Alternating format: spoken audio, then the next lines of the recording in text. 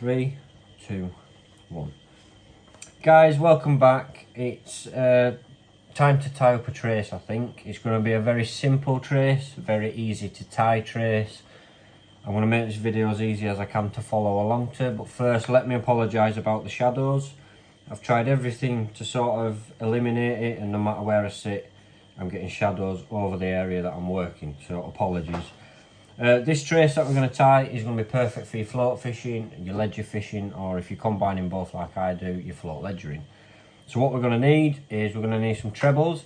These are a size 6 treble, perfect all around the treble. Sometimes I drop to a size 4, just preference I guess, but these ones are barbed. Now as you know, and I've said in plenty of videos, I always crush 2 of the barbs on each treble. We're going to need an anti-tangle sleeve, we're going to need some crimps, we're going to need some treble sleeve covers, we're going to need a lighter, that will become apparent any second.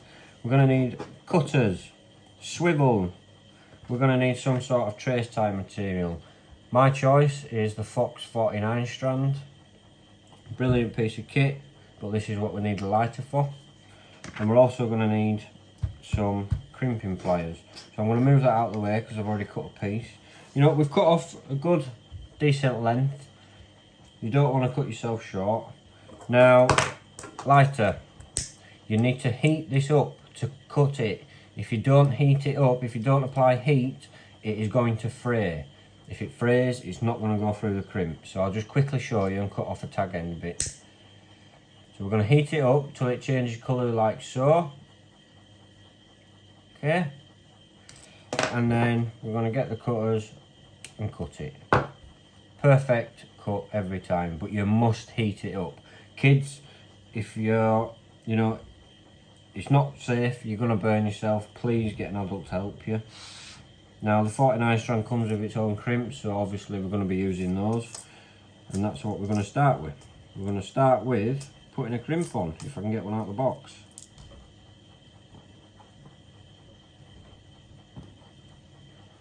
So we're going to slide a crimp on, like so, followed by a treble. I'm shaking so much. Now we're going to fold it back and pass it back through the crimp. Can be a bit fiddly because obviously they are a little bit tight. Like so, leave a little bit of a tag end and just slide the crimp. That tag end will stay exactly where it is. Size of the loop. Don't make it too big and don't make it too tight. Make sure there's enough movement for the hook. And then we're going to crimp. So I'm going to have to pull this off camera just while I crimp it because I can't see. But as Screaming Delkins would say, crimp twice and check once. Joking. Check twice, crimp once. Always worth double checking. There we go, we're going to give it a slight pull. Please be careful. You don't want a hook in the finger, especially not a treble. Next we're going to go to the other end. We're going to get our second treble, pass it through the eye, slide it down. Now this is going to determine the length of the distance between the 2 trebles. So this is obviously bait dependent and entirely up to you. So for me, I've been using a lot of smelt really, a lot of smelt recently I should say, and a little bit of mackerel, but they've all been joeys because I can't get hold of any big mackerel. So we're going to tie this relatively short like so. We're going to pinch this line here and we're going to pass the tag end round the back of the shank like that, round the hook. Let me just get that tight, like so. And now we're going to just pinch that carefully. Obviously there is still barbs on this as I've not crushed them. And then we're going to do carp fishing style knotless knot. We're just going to go around it 3 times. Don't need any more. Keeping it all tight because that will spring open. And back through the eye, like so. Now, just remember, keep it tight. Keep your fingers where you've coiled it round, the way you've wrapped it round. Boom. Nice and tight. Now you can let go. Give it a small tug, again, carefully. Do not want trebles in your fingers. Up next we're going to grab treble cover and we're going to slide that down. Can be a bit fiddly because it's a tiny little hole. So we're going to slide that down like so. And the reason I'm only putting it on this one is I'll just get this on quickly and then I'll explain.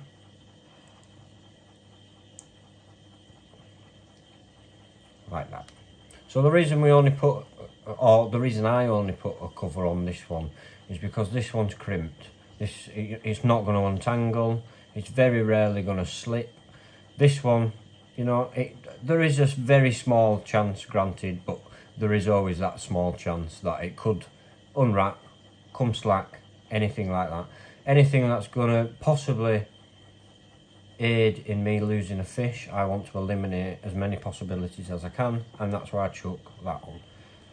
Next, we're going to get the anti-tangle sleeve. Now this is a carp one, it doesn't really matter, it's just a little bit tighter when trying to get it over the swivel. So what we're going to do is first we're going to trim the skinny part just to make that hole slightly larger and easier to get through. We're going to cut it at an angle like that. Okay, just makes it easier to thread on. And we're going to pass that through like this. I'm really conscious about these shadows. Next, after passing that on, we're going to pass on, slide on another crimp. It's so hard to do this far away from the camera. Like so. And then we're going to pass on the swivel like that. And then we're going to do what we did with the first hook. We're going to pass it back on itself and back through the crimp. Can be a bit fiddly. Right, perfect thing. That, I'm hoping you can see it, has frayed. So what do we need to do? We need to heat it up and trim it off. That's exactly what we're going to do. Kids, again, if you need to use a lighter, if you're using this 49 strand by Fox, please get an adult to help you. So it's changing colour and we're going to snip it. I always cut at an angle, don't ask me why. It's going to be hot, remember, so just give it a few seconds and we should be good to go. So we're going to fold it back and now you'll see that this should go through that crimp relatively easy now. Like so. So this again, leave the tag end, slide the crimp to the swivel, leaving a good loop. You know, you want movement there. You don't want it to be stiff. And then what we're going to do, you guessed it, we're going to crimp it. Checking twice, always. I'm probably going to say that every time I need to crimp, just to let you know that. Now you can squeeze relatively hard, you're not going to go through the crimp, but always check the crimp after. And then we're going to slide this up. Now this is where it can be a bit of a pain using a carp one, but we're just going to slide it up. We don't have to cover the barrel of the swivel, we just want it like so. And that's just going to aid then in kicking that away when the lead hits the deck. And that is a trace tied. So to recap, we've gone treble to another treble liver sleeve, to an anti-tangle and to a swivel. And that is how easy it is to tie your own trace. Now I'm going to end this video. I know it's been relatively short for my videos, as mine seem to be quite long.